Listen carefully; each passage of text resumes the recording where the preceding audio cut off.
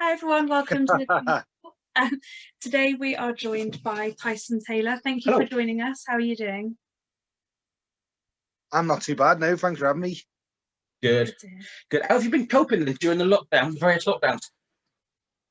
Oh, well, I'm a big gym freak, so the gym's open and closing all the time has been annoying, Yeah. but I kind of saw the writing on the wall on the first lockdown, so I literally like scoured the internet.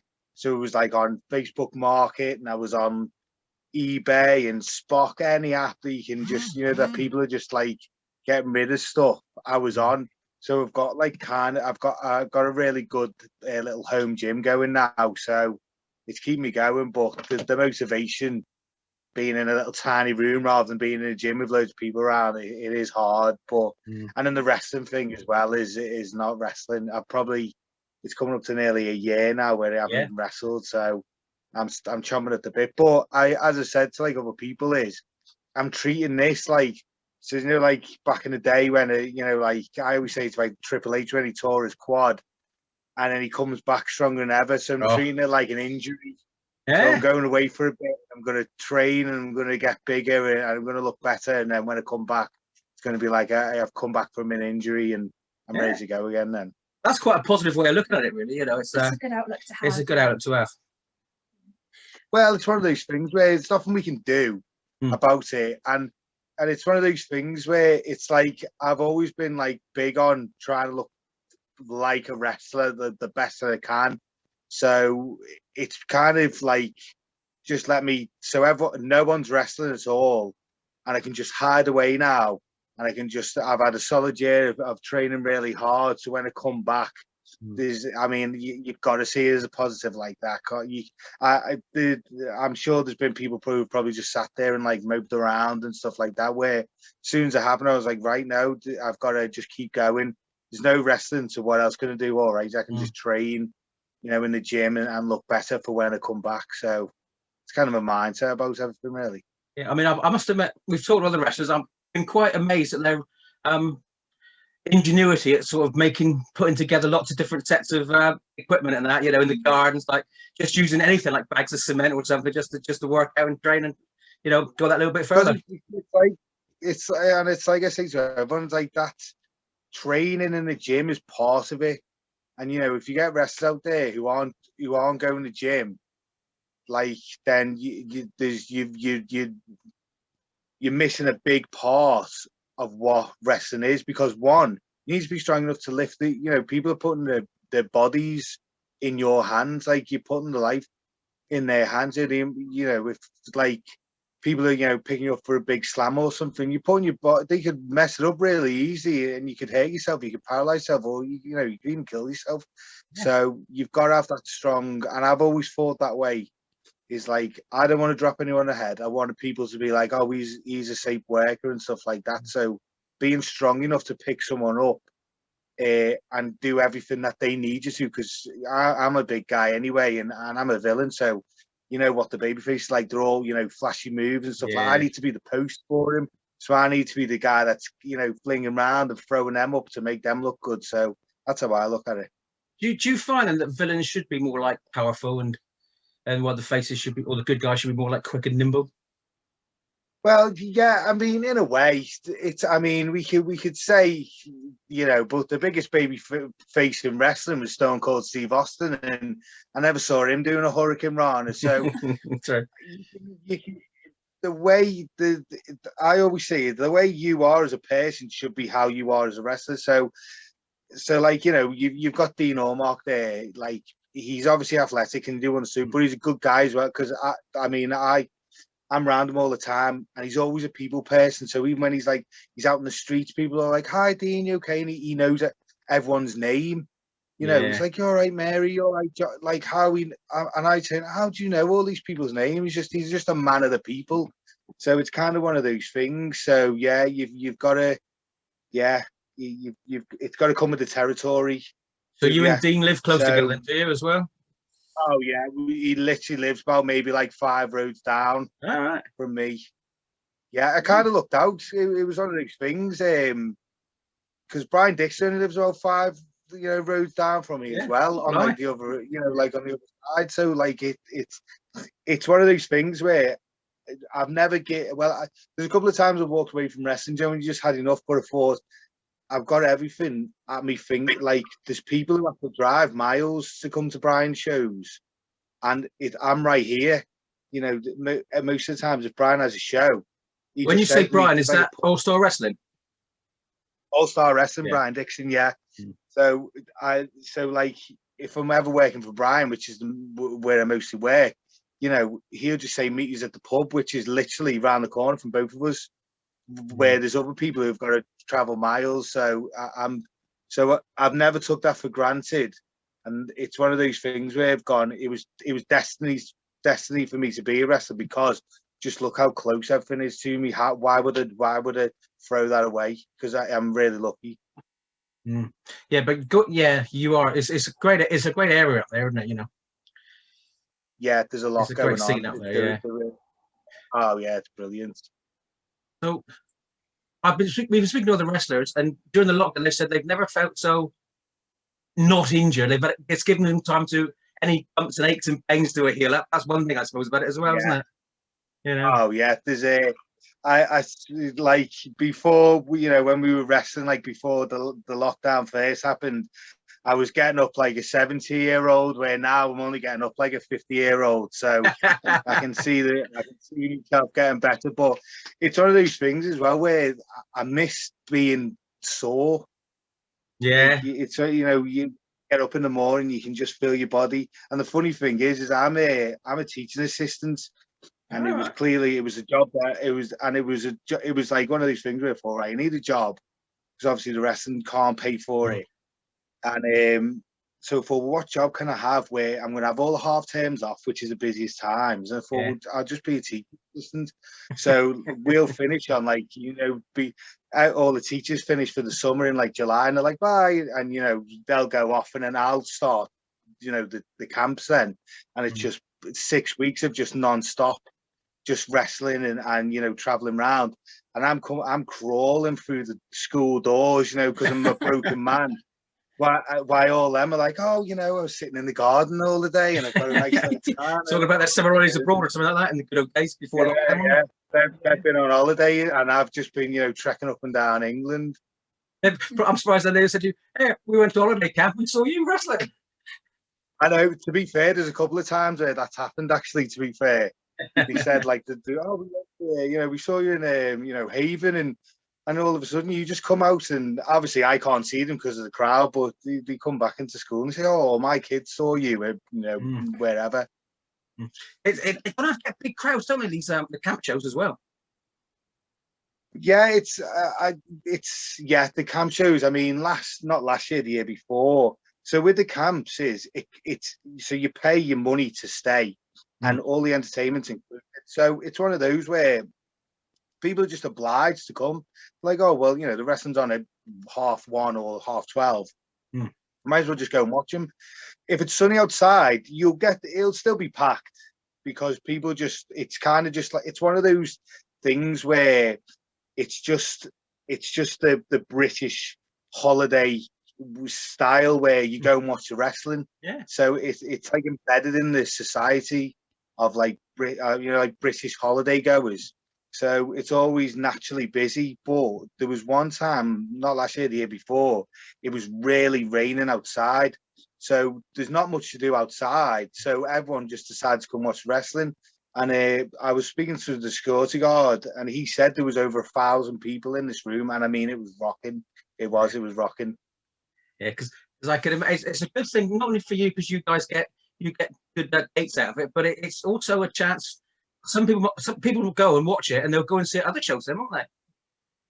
Yeah, and sometimes people just like come and they'll like be a little bit like, oh, what's this all about? But 20 minutes in, halfway through the first match, they're like screaming and shouting, and they're getting foam fingers and everything. So we win them over as well. See, I always associate like some of the British holiday camps. That was like the World of Sport sort of days. Do you still get grannies hitting you with something, their handbags or something? Oh, well, so here's a funny story. So at the Real Town Hall, we do Real Town Hall every 6 weeks for the 6 week. Every Tuesday or Wednesday, it'll be Real Town Hall of an evening, and we were doing it was like a lumberjack match, and it was Dean Orbach against James Mason, and he had all the lumberjacks, and my match had been on before, and I cheated to win.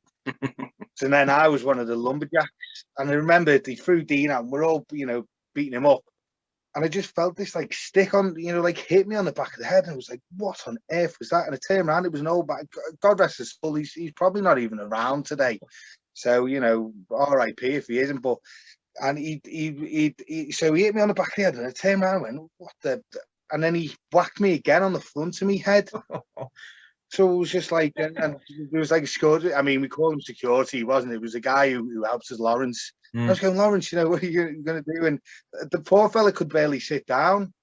He could barely stand up. So he hated me that much that he was going to risk himself falling over because he couldn't stand to just hit me over the head with a stick. It's a bit like a miracle worker. He couldn't walk, and he sees you, and he just gets up and starts running towards you to hit you and stuff. Yeah, that's what it was. It's a miracle. Yeah, probably started skipped home. Yeah, skipped home after that. But I've had there's times like because we do birthday parties as well, and we do a thing where we'll get me legs around the post, and they get the kids to like grab me leg. And some of them are pinching and slapping me leg, and also honestly the horrible. So and some old ladies as well. You'd cheat to win, or you do whatever, and you're getting out the ring, and they're chasing after you. There's times where I've had like a mob chase me to the back, and I've tried to shut the door behind him, and it looks like The Walking Dead with all. I was going to say, it's like The Walking Dead, isn't it, with the old the arms coming out. Do not enter here. Shut the door. Yeah, I've got that scene from The Walking Dead with the old arms where it says, do not enter here, and the arms are coming out for a minute.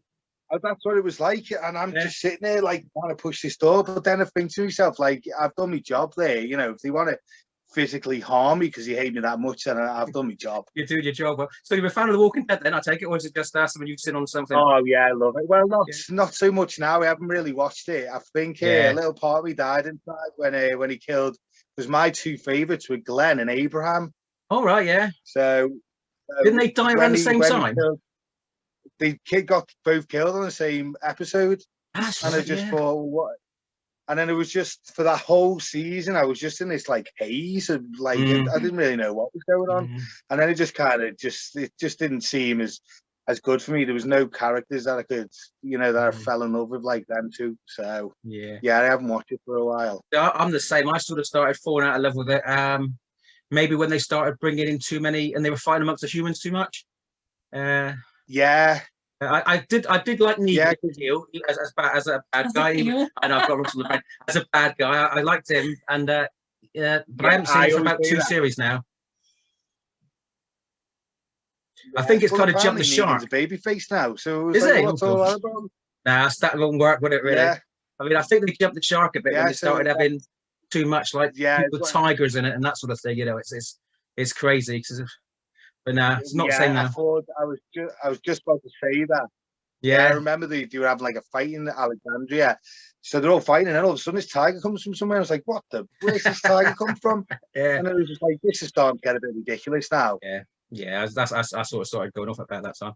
But never mind. Yeah, because it had realism to it, didn't it? I don't know, it was like a graphic novel, and there was a tiger in that, but you could have left that out, because now I'm not seeing it as real life anymore. Now there's a tiger and a king and all that, so yeah. I suppose you can see zombies as real life, but not tigers.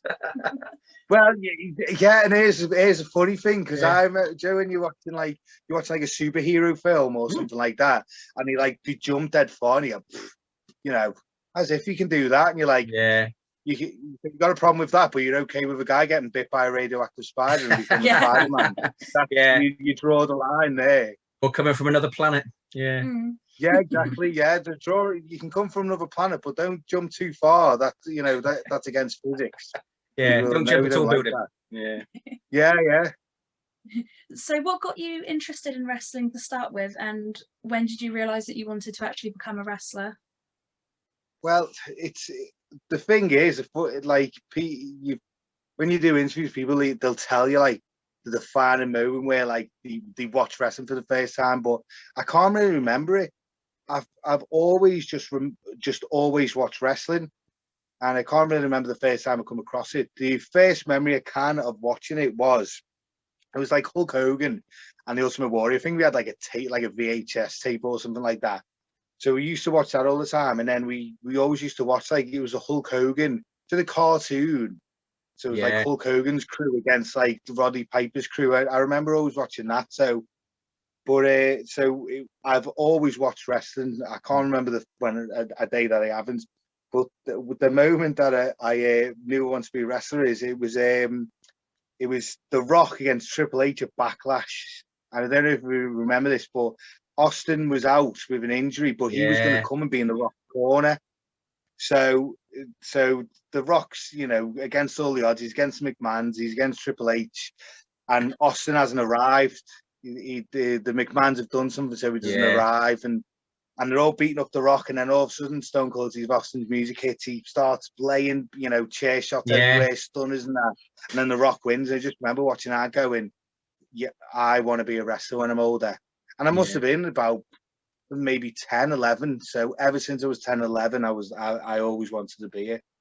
Because something about when Stone Cold's music hits, especially in those days when the crowds were massive and they were wild running the crowds. When that music hit, you put goosebumps on you, didn't it? You knew stuff was going to go on. And it still does now. Yeah, it still does now because when I like train in the other room with my gym stuff, I don't really like listening to music, but I'll just put on old Attitude Era, Raws and Smackdowns and stuff like that, and hearing his music, like I'll be in there and I'm tired, and then hear that I'm like, no, I need to push on. So I just loved it, and it was one of those where because I got my entrance music made by Kayfabe Music. All right. So it's like a custom entrance for me, and I was thinking about it for a while, and so when they were like, what type of music do you want? And I said I want like some sort of noise or like a scream or something, and I want that to kind of be like the shattering of the glass, because I've always liked the way like the best like entrance music. So it had like a noise or a sound that indicated that you knew exactly who was coming out. Like Mick Foley was a tire screeching, wasn't it? Yeah, and I rattled my brain to think of a noise that hasn't been used, but every noise I was going to do a siren, and then Dean Ambrose started to use a siren when he was a villain, and I thought, well, that's out the window now. So then I was thinking about it, and then funnily enough, the guy who does the custom music, we did a stag do for him. His friends booked a stag do, and we all did a wrestling match for him. So he just said, "Oh, well, we do custom music." So when we were describing it, I said I want it to be like when Stone Cold Steve Austin music hits. It's like that high, intense music, and that like when the fans hear that music, they know something is about to happen, something exciting is about to happen, and that was kind of and they whatever I asked. They said, right, and he went away and he come back with this perfect. I just because I was just when he gave it to me, I was like imagining in my head, right, I'm at WrestleMania, 30 whatever, I'm against Brock Lesnar. Can I imagine this music coming on, and the announcer announcing me, and I'm walking down the aisle with this song, and I could, and I was like, right, no, you did a really good job, so I made up with it. Yeah. So would you say that's your favourite entrance theme, Stone Cold? Or have you got others as well? Well, it was when I was younger. I was a massive Rock fan, and and as I've grown up, I used to love the Rock's music. But Austin's is the one where if there's times where if I'm going to the gym, because I get up, I'll get up at 1:30 and I go to the gym because I just feel as though like I've got work. But I don't like doing it after I go to work. I need to do it in the morning. And I was working 2 jobs at one point.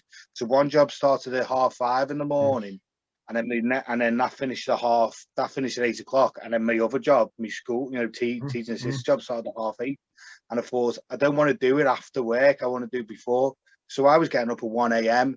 and I'm hitting the gym, and still now, like, I get up really early to go. But if I'm tired and I'm driving the gym and it's cold, I just put on Stone Cold Steve Austin or Triple H's music, just something like that. And it kind of reminds me of why I'm going to the gym. Yeah, and obviously it gets me going, but it's reminding me, you want to be at their level, and you think Triple H or Stone Cold Steve Austin skipped the gym, or The Rock skipped the gym. No, he didn't. So you're not going to skip the gym either. No, because I saw somewhere a while ago that Rock says he trains in the middle of the night as well. So Yeah. Well, that was just what as soon as I heard him say that, I was like, well, if The Rock's doing that, then I need to do that. I need to model. He's a successful person. I need to model myself after a successful person. There's no point modeling myself, over someone who sits on the couch. I need to like copy as many people who are successful as possible. And The Rock is a perfect one. He's probably one of my favorite people on this planet. So when I heard that, I was like, right, I need to start getting up at 4 and getting it done. And then once you're done, then I'm done. Then I've got the rest of the day for myself. Then I can sort myself out. Then I must admit, back in the day when I used to go to the gym before lockdown, I mean, it doesn't look like I go to the gym, to be fair, but I used to like going early, get it out of the way, and then you got the rest of the day to yourself, haven't you? When I haven't got to go to work. But, it was, and it's quieter. Yeah. And I mean, sometimes, it is. And I mean, like because I used to do the thing where I went after work, and it's just packed, and it's just full of idiots, just people there that just there's like 4 of them sitting there and just chatting, and you want that machine, and they've got to go through 4 people. So I just get in there at half 4 is probably the time where I'd get in. I'd just get in there at 4:30. And then by about 6 o'clock, people are starting to come in, because it gets busy in the morning still. But by like 6 o'clock, I'm done, and that's when it starts getting busy, and I like it that way. Do you know what used to annoy me about going to the gym was when you're on a weight machine or something, and then somebody says, "How many more reps you got to do?"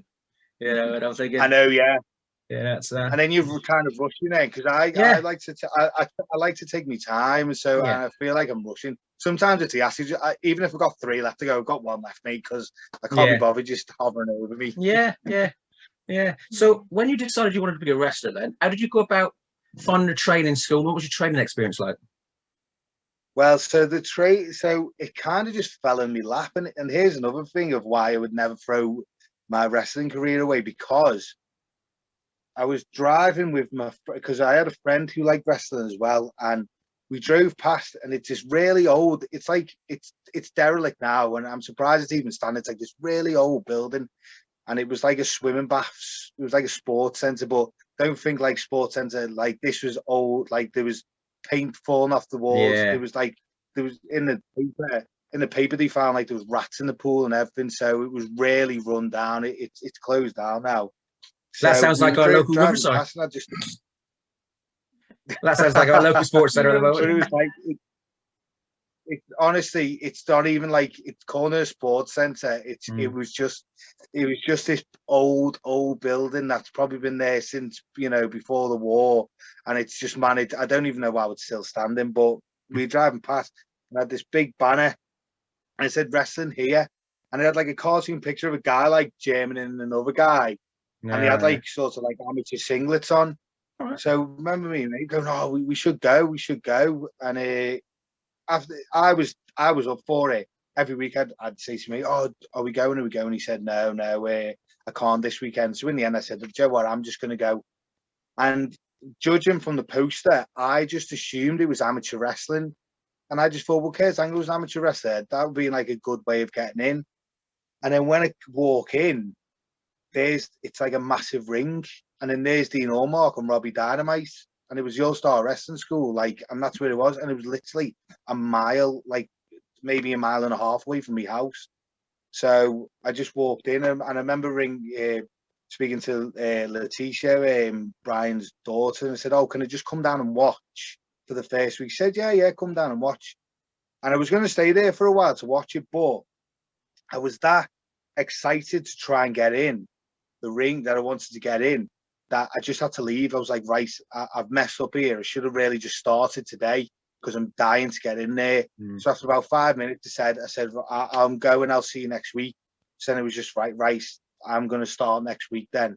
So I remember getting knee pads from Argos, and they were like rollerblading knee pads. Yeah. So he had like a plastic cover on him, and we got a few sideways look off the students that had already been there, and then there was another guy, and then there was another student in there, and he sold me his old wrestling boots for $5, and they were like, the thing was peeling off and everything.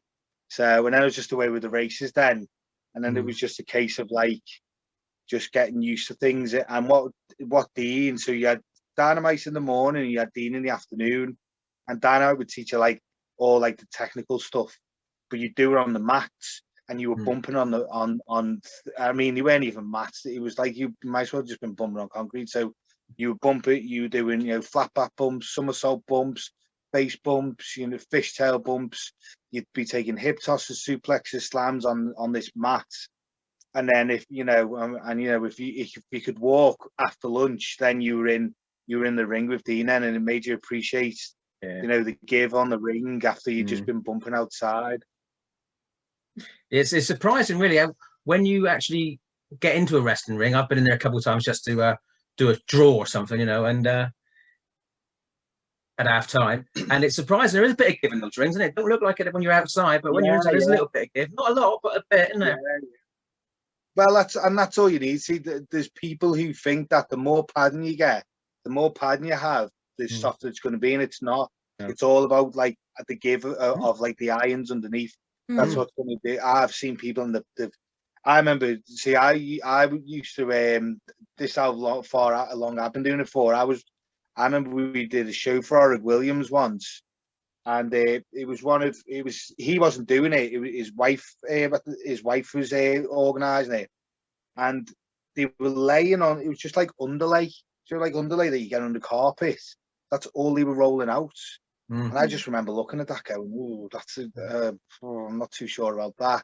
But it was probably the softest ring that I'd probably worked in, because it had so much give on it. They didn't need loads of padding. It was like wafer thin. I mean, I just remember thinking, "Oh, that's not going to feel good." But once I got in there, I was like, "Oh no, I remember even taking like a push off the top. Yeah, and flat back bump, and it was perfect. I suppose it's more about breaking your fall than actually padding, isn't it? Yeah. And I've been in rings where they're bringing in like like really thick mats. Yeah. And you just think, oh, that's gonna. You can start telling which rings, just by what they're putting on. Yeah, well, that ring's not going to be nice. And I remember when TNA was big, Brian bought a 6-sided ring for Butlins. And funnily enough, my first match that I wrestled was at Butlins in a 6-sided ring. Right, But it was, the ring was so small that like I could be like have my back to one buckle, and the other guy could have his back to one buckle, and you could literally just reach out and you could probably both touch hands like that out. And there was no give on this ring whatsoever. And I remember there's a video, it's on my Facebook somewhere. I think it was like the first video I ever put on my Facebook. And I remember like, slamming, because it was like a tag. It was me and Ricky Knight against Zach Knight and Frankie Sloan. So that was my first match. And I just remember seeing on the video, I give Zach Knight a big slam, and he bounces up by like another foot, because it was that hard that we were just bouncing, and there was just no give on this ring whatsoever. That's not bad for your first match to come against the Knights, to be in the ring with the Knights, is it really? And the second match was me and Saraya Knight against Brittany Knight and Frankie Sloan as well. So within the first week of me wrestling, I'd wrestled all the nights. Yeah. Is that Paige? Yeah, Paige. Yeah. Cool. Oh, you can't say better than that. I met her once at a big league show in Exmouth. Very nice. Yeah. She wasn't wrestling. She's lovely. Yeah. The whole family's nice, and it was one of those things where Ricky come up to me because he was my tag team partner. He said, "Look, I'm not going to.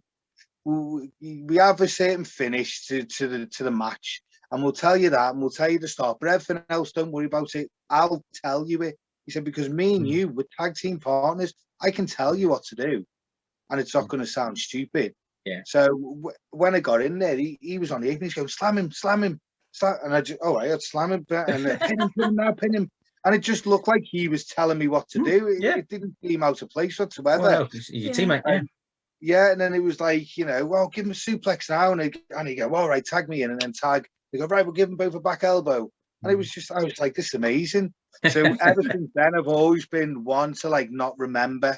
I'm one of these people where I don't remember well.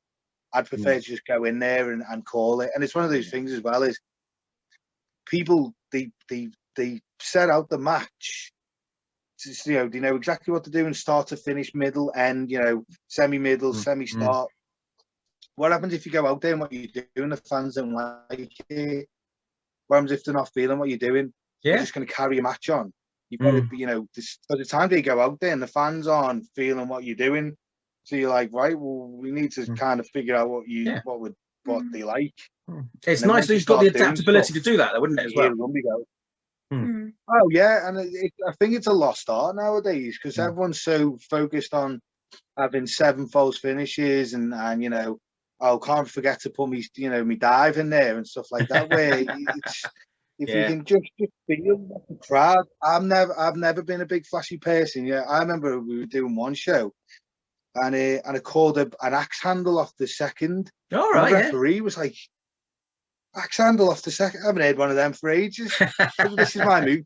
And I called him to give me a monkey climb. He said, "Bloody hell, I haven't even heard a monkey climb for ages." Yeah. It's easy because there was one time where I did a show for Welsh Wrestling, and he was like, "So the people who were on after you haven't turned up yet. So just keep wrestling until I say go home." and that was it basically. So we're like, right. So we set out like a couple of things. We said, right, but if we do all our stuff, I've got a couple of things I know we can do. And it was just a case of like we were doing stuff, carrying on, and then we'd do, and we'd kind of look, and he wasn't there. All right, carry on, keep going. And then we'd do some other stuff, and you'd look. No, he's not there. All right, keep going, and then you'd see him. You go, all right, here we go, we can go now. And then that was it. So, imagine if it was 2 people in there who couldn't do that, and they were just like, just sitting in the deer in the headlights, basically. They might as well have just announced as an Iron Man match, really, weren't they? Yeah, but it's one of those things. We must have done about half an hour. There was a couple of times when me and Dean would do matches, and we'd come back, and I said, how long did we do then? He said, probably about half an hour. I said, we could have done so much more there as well. So, and that was just a case of like, you just go in with kind of, where the match is going to go, but there's spaces in between that can branch off if you want, and then come, and then you can cut. Because there was a couple of times where me and Dean, because I've wrestled Dean probably like 500 times. Like, I'm not even exaggerating how many times. And we just kind of got that thing, like that connection where we know what each other's thinking. And I remember we were doing a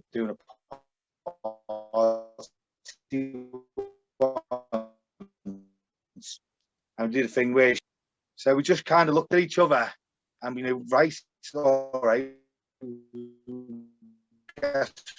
he's giving me a choke slam. So without even saying anything, he puts my hand down, he stamps on my hand, I give a big feed, and he gives me a choke slam. And we didn't even say anything. It was just a look, and we knew exactly what was going on. And there's sometimes where people are like, "Oh, cool, give him an RKO," and you go, "Right, well, we're going to be doing an RKO at some point because he just asked us to." So. Yeah. So how long have you actually been wrestling then? So I've been a pro for 11 years, and I started training 14 years ago. Right. And it was kind of one of these. It took me a long time to get my first pro match. You hear people like, "Oh, I started. I did 6 months and then I started wrestling." Then, where for me it wasn't, because the simple fact I was absolutely awful to start off with. I was literally awful, and I didn't look very good either. I was very overweight when I was younger as well, so it was kind of like wrestling, like prompted me to kind of hit the gym and lose a bit of weight and stuff like that. And kind of look like a wrestler, because my way of thinking is Brian's shows are so, you know, gold standard. Yeah. I mean, when I first stepped in there, they already had about 5 students who were on the shows, and they looked really good. But on his shows, like Drew McIntyre was there, Mason Ryan was there, Nick Aldis was there. They had someone called Dan Singh, who he never went to WWE, but he did the Gladiators with Nick Aldis. Oh, right, yeah. And, you know, Sheamus was just on his way out, and Wade Barrett was just on his way out. I saw them a couple of times. And so I was getting these guys. I know you had Robbie Dynamite, you had James Mason, Ringo Ryan had just started, and he was starting to get on all the shows. Drew McDonald, you know, Dean Allmark, Frankie Sloan, Robbie Brookside. These are people that I was watching every night. So when I first started, I just literally was basically like the little stooge for them. So someone needed water, to get water, or you know, if they wanted me to go to shops to get them something, I'd go to shops, or I'd go McDonald's for them, or I'd pick them up from the airport, or drop them off at the digs, and that was kind of my role at first. Kind of like paying your dues then. Oh, I've paid my dues, and I still pay them now. Like, it doesn't bother me. You know, it's fun to do. And then it eventually, so it went from like being a stooge, and then it was like, and then I was to a referee, and then I do all the refereeing. And then one time we, Tish just said, and it was leading up to the match of the night. She said, oh, "What are you doing this weekend?" I said, "Oh, nothing." She said, "Well, we've got a refereeing job for you in Butlins in Skegness." I said, "Oh, all right, okay." She said, "Yeah, you know, we'll pick you up at so and so." So pick me up. We were driving. We got halfway there, and she turns to me and she goes, "Did you bring your wrestling gear?" And I was like, "Well, naturally, you always bring your wrestling gear." She said, "Oh, good, because you're not actually refereeing, you're wrestling." And said, "And the reason why I said you were refereeing is because if it had told you wrestling, you probably would have wimped out." And she said, "Well, you're too late now. We're on our way there." So we said, "Oh." And would you have, or would you have gone through it if you'd have known? Oh no, I was ready. I'd be nervous, obviously, and the night before I probably would have been very scared. But no, I'm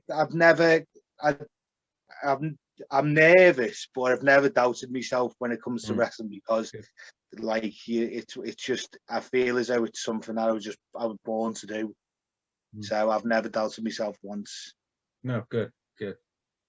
I suppose it's all about confidence, isn't it, as well? You know, once you've had a few matches under your belt as well. Yeah. And there's times where my confidence has, but you know, your confidence gets knocked. And I mean, I was getting the crash course treatment, and I was getting my ass chewed out every night. You know, people like, you're shit, you look awful, you're fat and you should give up and stuff like that. And I just went home and went, well, you know, I can either cry about it or I can take, because even though they were insulting me, they were still giving me advice. So I was just cherry picking the advice rather than the insult. So it was one of them. And I remember I used to wear, like, because Dean wears like those shorts, the sort of like the plastic shorts on.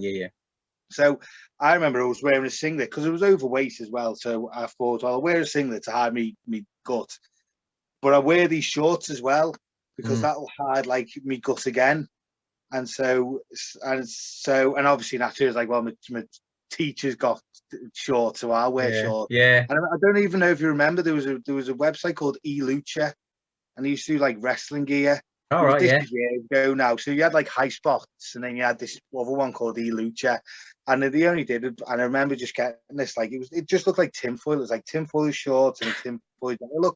It's terrible. I'm looking at it right now, and I'll never bin it. That'll go in the museum of Tyson Taylor. That and I remember just putting these shorts on. They had a match, and it was awful. It was absolutely god awful. And one of the veterans, I won't say his name. He's been on TNT a couple of times, and he like comes in, he's like, "That was probably the worst match I've ever seen in my life. You know, you are absolutely dreadful." And then he said, "And we know why you're wearing the pants, the shorts, because you're fat." And he said, "But they're not hiding the fact that you're fat. We all know you're fat." So I basically was just like, "Right, all right then, those shorts come off," and I just binned him. I said, "Well, he's right." He said it in a poor and horrible way, but you know, I just said, "Well, right, there we go, just bin him." And then there was another time where I wore kick pads because everyone seems to wear kick pads at one point, and I was trying to just find myself. I was trying to find what my look was, and I just remember I was wearing kick pads, and I'd finished my match, and one of the veterans was like sitting there, and he was just like doing something, he was like tying his laces or something. I said, "Oh, did you see my match?" He was like, "Oh yeah, I did, yeah." I said, "I was, have you got any advice for me?" And he just looked at me, and goes, "Do you kick?" And I went, "Oh no." He goes, "Don't stop wearing kick pads." I was like, "All right, okay." But the kick pads come up, and then I've been them as well. So it was one of those things, and then it started, I'd try something out and I didn't like it, and then eventually it just got to the point where it was like I was looking at like ring jackets, like, oh, what ring jacket can I get?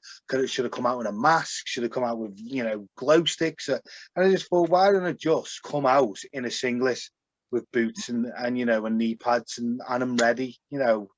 What's the point in putting a jacket on, because I'm only just covering up my body. So I just ditched the jackets, ditched all the the bells and whistles, and I just wear a singlet now with knee pads and boots, and that's it. So I can imagine like 10, 12 years ago, some of the locker rooms must have been quite savage, like you described, where they put things across to you. But they were really savage. It was but that was because it was All-Star Wrestling was a gold standard. So in in their minds, like they was thinking, and it was my thoughts as well. Let's say you're a family, and there's 5 of you or there's 4 of you. So you've bought a family ticket. It's not cheap. No. It's a Friday night, so you've had to get changed. You're probably going to go out for a meal as well. So it's going to cost you a lot of money. You're sitting down, you're buying them, your popcorn and drinks, and can they have something from the merch stand, this, that, and the other. So so they sit down and they pay the money, and then here's me coming out with me pleather pants on, with me love handles hanging out the side, and wearing a jacket and just horrible knee pads that I bought off eBay because I was too cheap to buy the proper ones, and they must have just been, what is this? What is he doing? And they just kind of took it like, well, it's making us all look bad.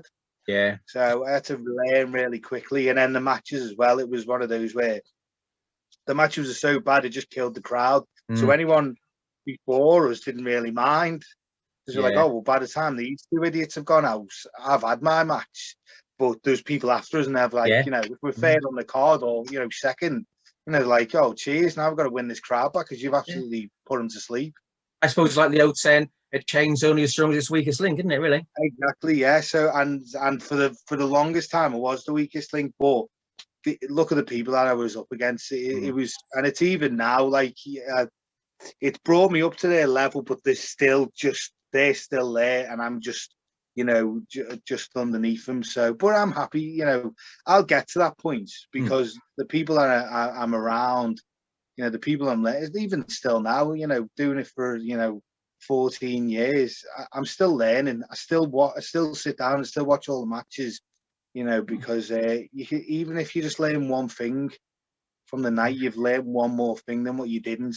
So yeah, I feel as though I'm really lucky in the fact of how close it is, and just how big the promotion is. Yeah. To be right on my doorstep. And then the funny thing is, we moved out of that sports gym and moved to another, like, it was like a sort of like a leisure centre, and it had like a library and that. That is literally, it's about 100 meters from a house.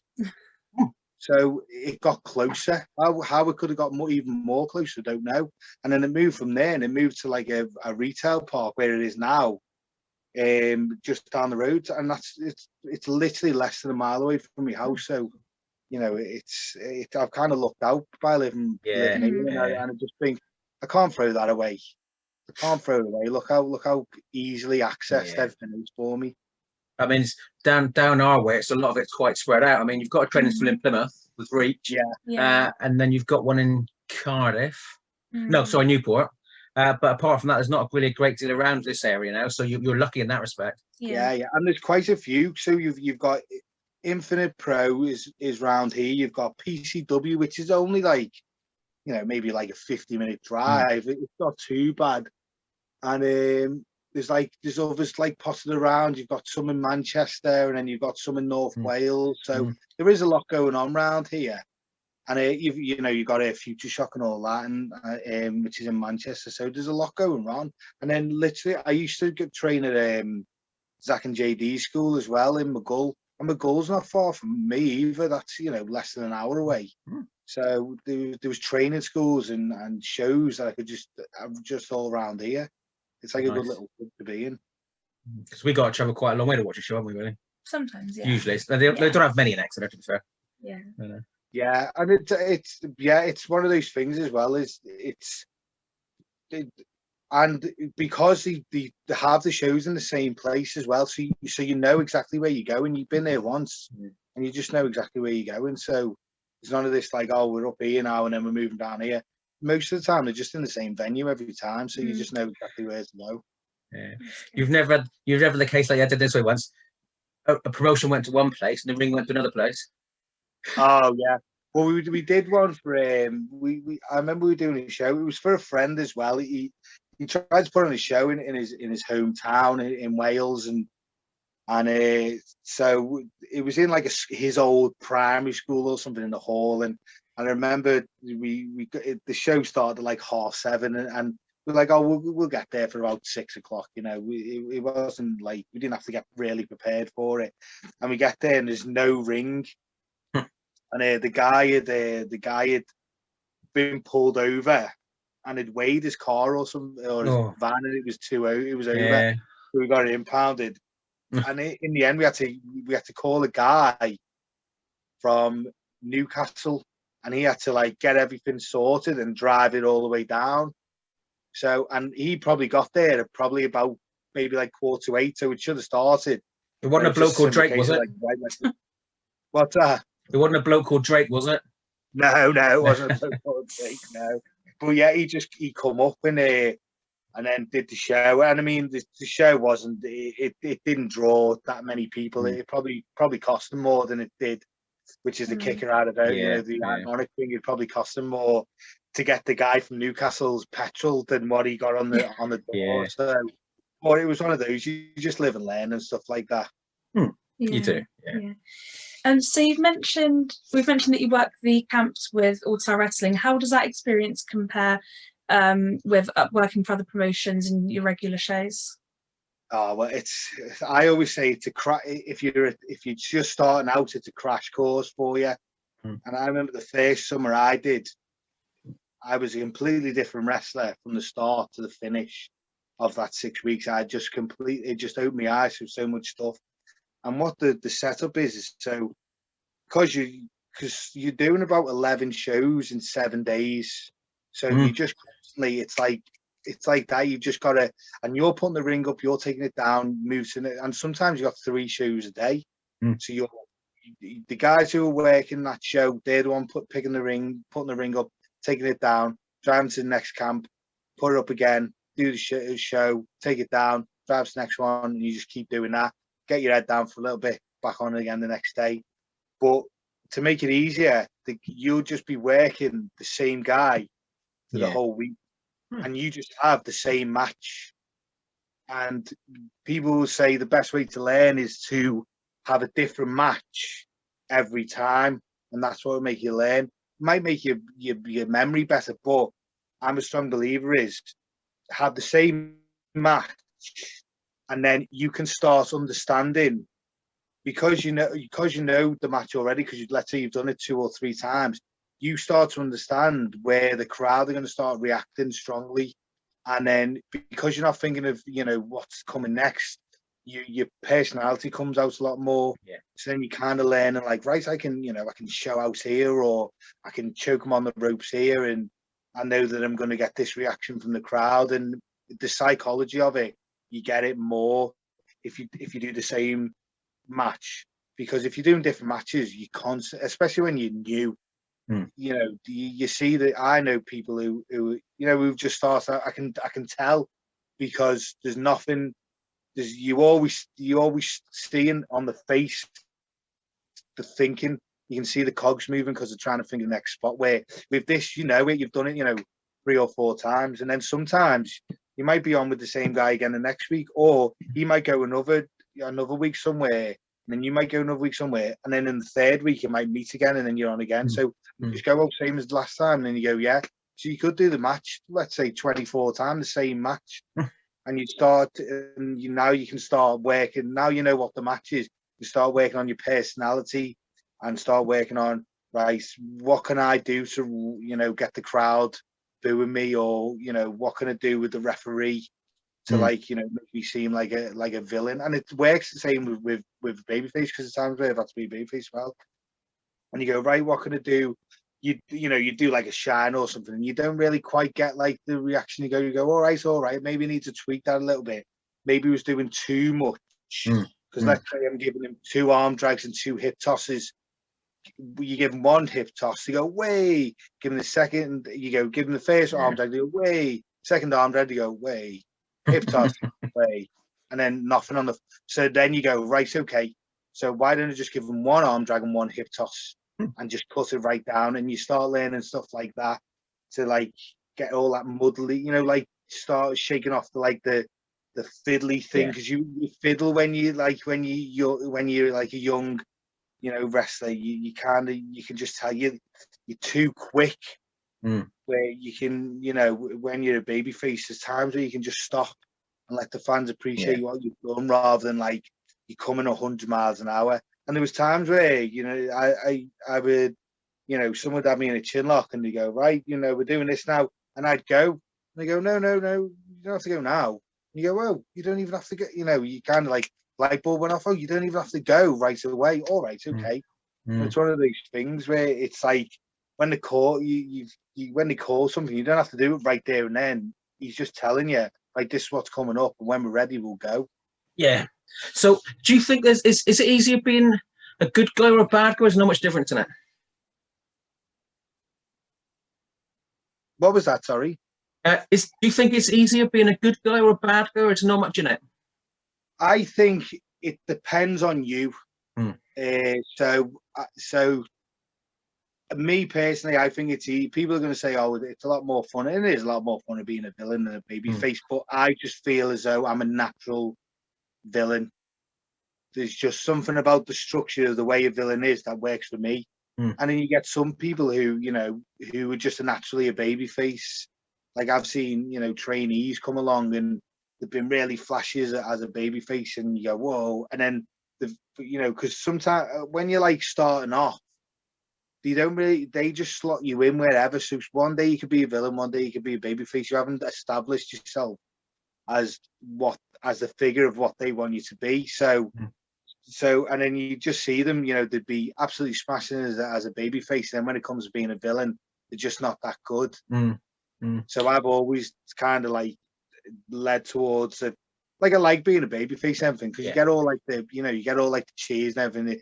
You know, who wouldn't like being cheered? You know, you get all of like the women cooing over you, and you know the kids say, "Oh, you're my favorite wrestler," and then, you know, when you're the villain, you get like, you know, the kids stomping on your feet and pinching old men hitting you with their sticks. Yeah, and hitting you, old men hitting with your sticks. So you know, and you're out the limelight, and you're sitting in, you know, when we do backstage passes and all, they're all round, you know, all the good guys like Adam Maxted and everything. Oh, and, flex, yeah. And then you're sitting on the other side, and you know you're miserable, and you know kids don't want your autograph because they hate you and stuff like that. Do you prefer, if you're a bad guy, then to stay in character outside the ring when you're at the meet and greets? Not really, no, because it's kind of, because I used to, and then it just kind of got a little bit silly, because I'd be in character, but then there'd be like another villain who wasn't. Nah, right, yeah. It'd be like, well, now I'm just kind of, and now I just come off as a bit of a, you know, an arsehole a little bit, you know, like, so and sometimes you get kids where they're very like timid because they're afraid of you.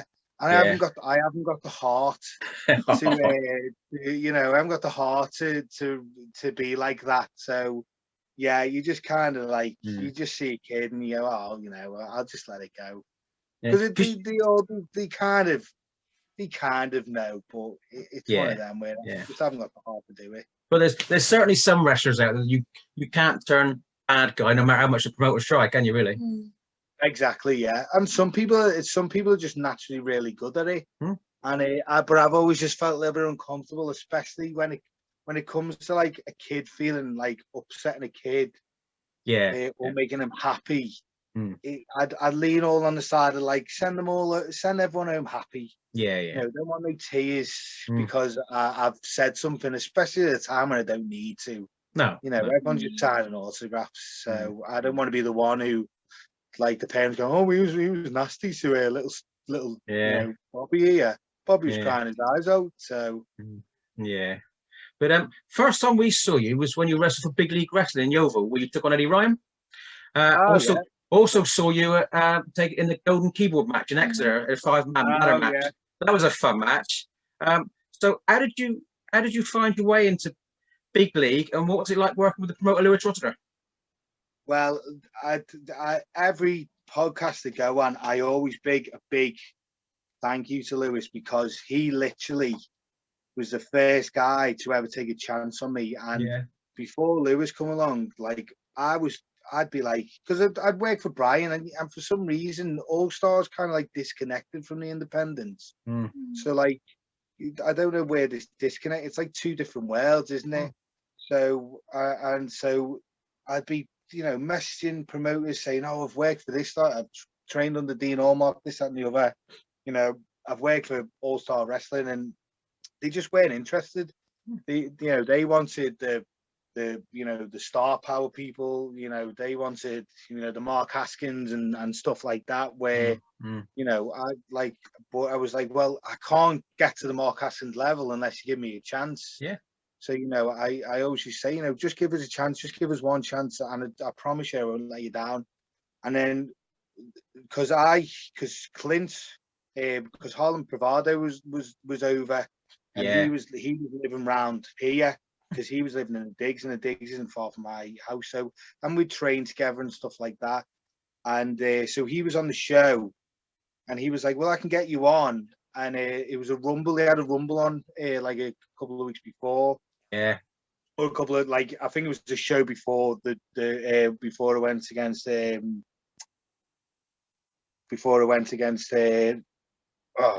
Joey Ryan.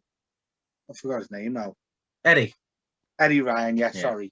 He'll hate me for that as well, because I know Eddie really well. And you want to compare him to Joey Ryan? Yeah, he's gonna be messaging me now. And then so I was on a show for Brian. We had Gangrel with us. Yeah. He said, "If you can get Gangrel here, you'll have a spot in the Rumble." I said, "Fine." Yeah. I said, so me and Gangrel did a show, and then we drove to Yeovil then. And we got there. The match had already started, and Gangrel was the last surprise. It kind of went late because all the fans were still inside there watching. No one saw him come in. Yeah. And then I didn't really do much in that Rumble, but he said, like, next time we'll put you on something. And I don't know if he appreciated, me bringing Gangrel before him, or the fact that, like, whenever I was there, I'd help with the ring, because he always believed in helping, with the ring. And it was Chris Andrews' ring, and I really like Chris, because Chris, for me, looked like a wrestling star. He was this big jack guy, and he was so athletic, and then it was his ring, and he was a nice guy as well. And I was just, I never understood, like, you get the talent that stands around, they're just talking, where, there's this poor laddie who he's putting the ring up, and then you get, like, the rep helping and stuff like that. But I can't sit there and just watch people take the ring down when I could help them. So, and then I just take the ring down and stuff like that. And then Lewis, there was that show, and he always had MVP on the show. Yeah. And there was one time he had a Biss on as well. Yeah. And then Matt Riddle was on, Pac was on, so he didn't need me on that show. I wasn't going to draw him any money. And Yeovil from Birkenhead, Liverpool, it's a long drive, and he would pay me, me exes, and he'd pay me my wages. He was never late. He'd always give me more than expected. And he didn't have to do that. So I've always always give big thanks to Lewis, because it was just like, he didn't have to do that, and he was the first one to give me a chance to kind of like break out, basically. He's got a great creative mind as well, isn't he, Lewis? He's absolutely amazing. Yeah, and he's just an all-round nice guy. He is. I've never had any problems with him. He's never, he's never thought, I'm the promoter, so I'm going to do this, or, I'm going to treat this like a business, stuff like that. People need to sign contracts and this and the other. He was just like a really old school promoter of just come down, you've got a booking, and that's it. Yeah. So you enjoyed your time in big league, obviously, then? Oh yeah, it was ace, and it was one of those things where I've never filmed, to like cameras and stuff like that. Yeah. There was a format and stuff like that, so that was a good learning experience. And I remember with Eddie, because I've seen him round because he does Brian shows, but we'd never like been acquainted.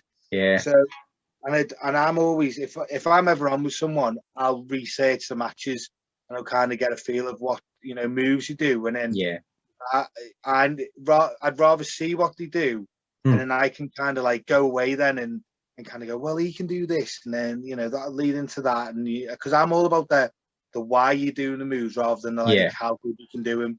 So and I remember looking at Eddie's matches, and I come to him and I said, oh, you're right, it's me and you, and we didn't have very long, and we were on fair, so we need to be to be really quick. And I said, I've been watching your matches, and I've got a couple of ideas. And he just was like, yeah, let's do that. He said, that's a breath of fresh air, the fact that you've come prepared and you know exactly what to do. He said, I'm happy to do that. And we went out and did it. So I think I earned his respect then. And then he does the camps for Brian, and so I did a couple of tours with him in that as well. And we got on like a house on fire. So even though we didn't know each other that well then, the connection was there.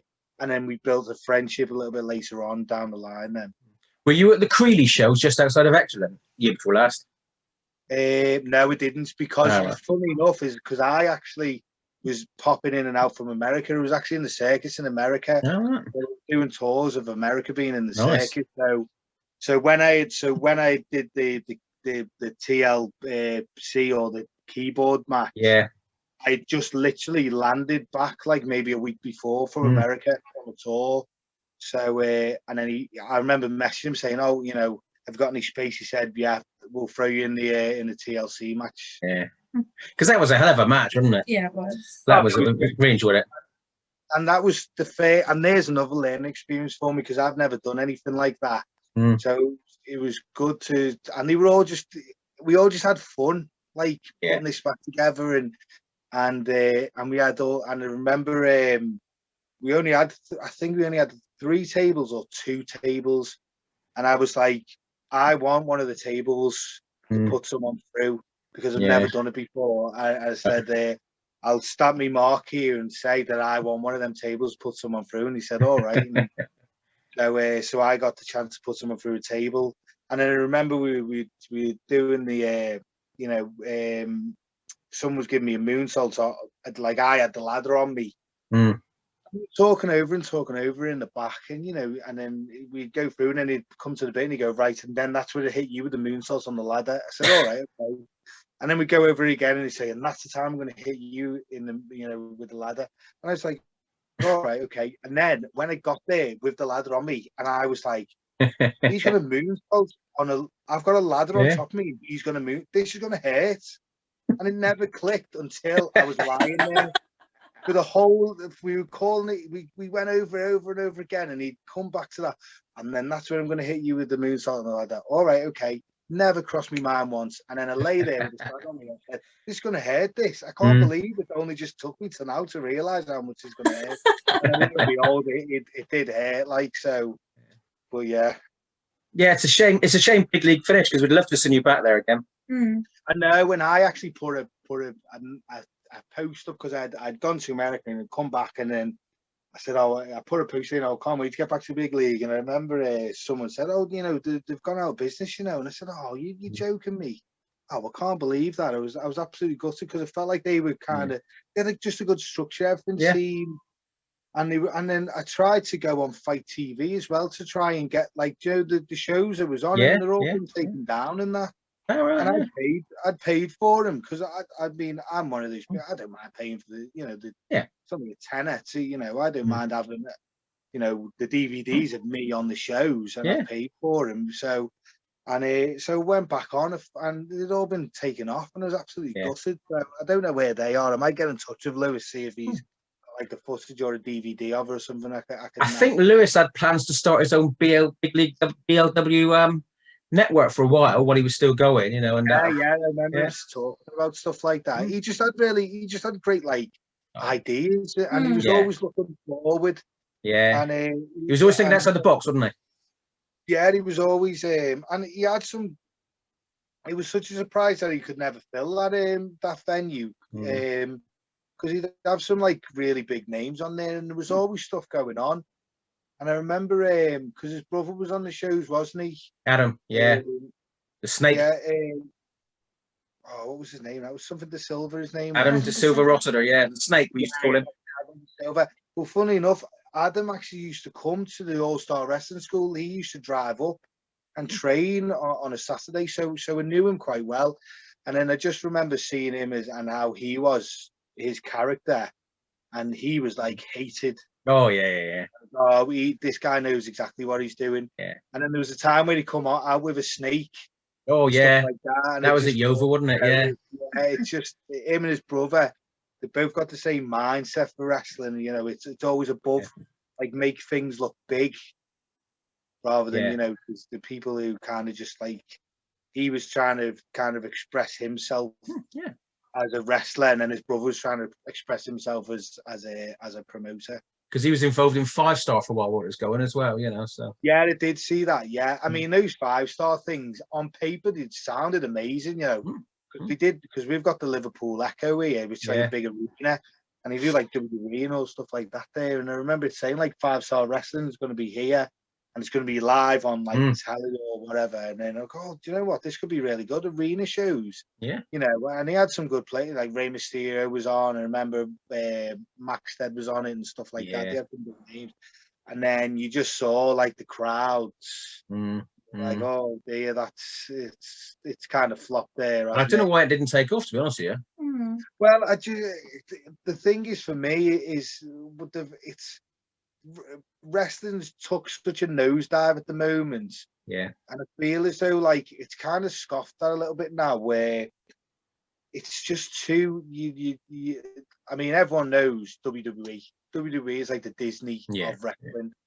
And if you're turning on the WWE and you're seeing what they're doing, which is absolutely horrendous, like, I don't even understand how they can call it a wrestling show.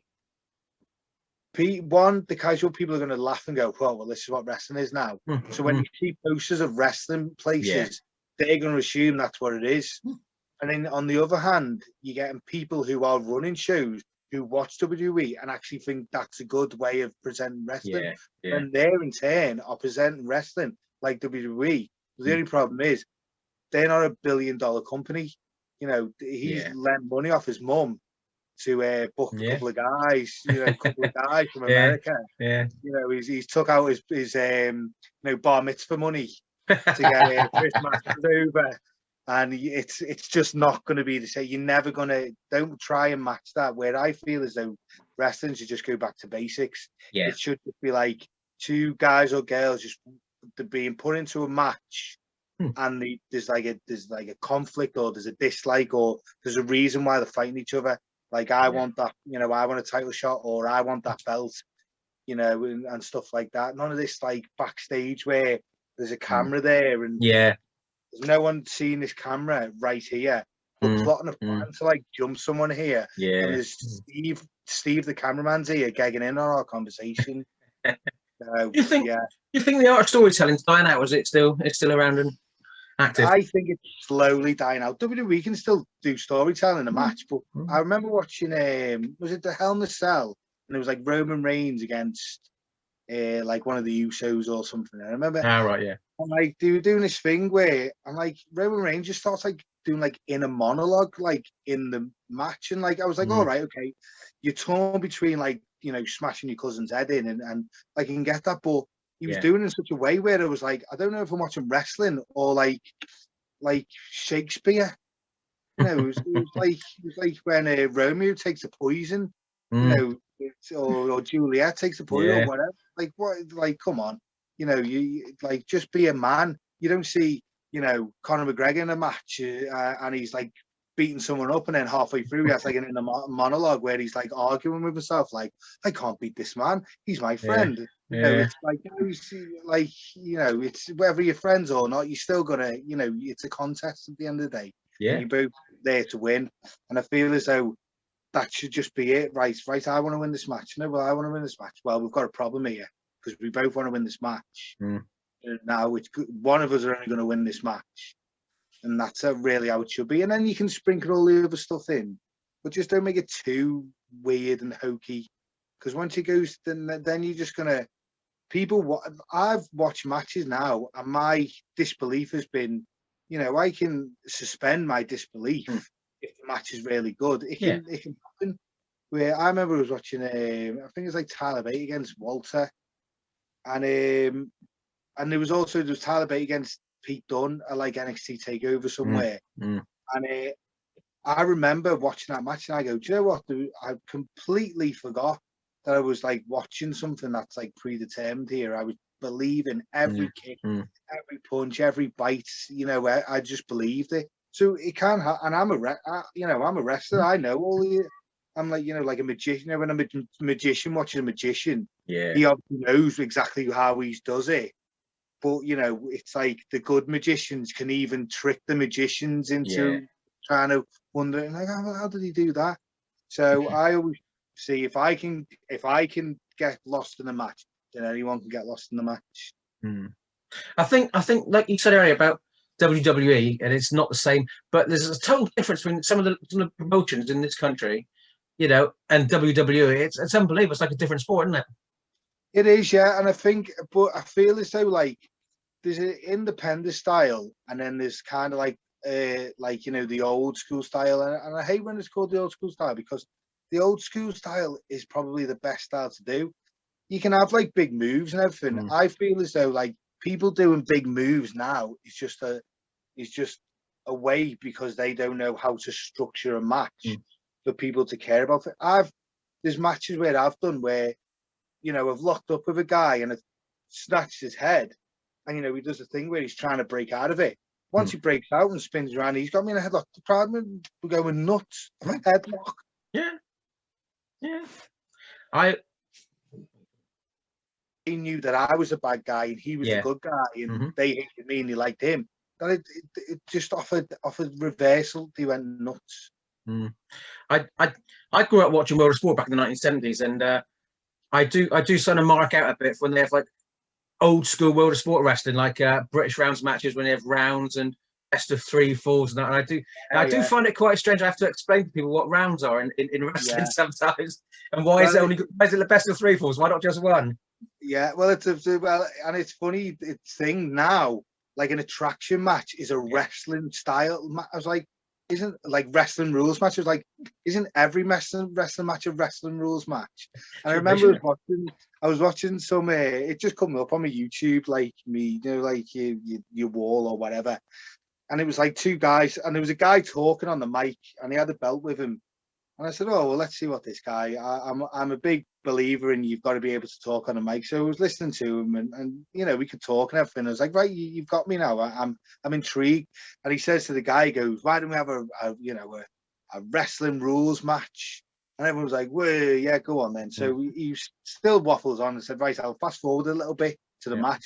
And I fast forwarded, and what I stopped him on, he was choking a guy on the railings on the outside. And I said, yeah, I remember when a wrestling rules match had a guy getting choked on the railings.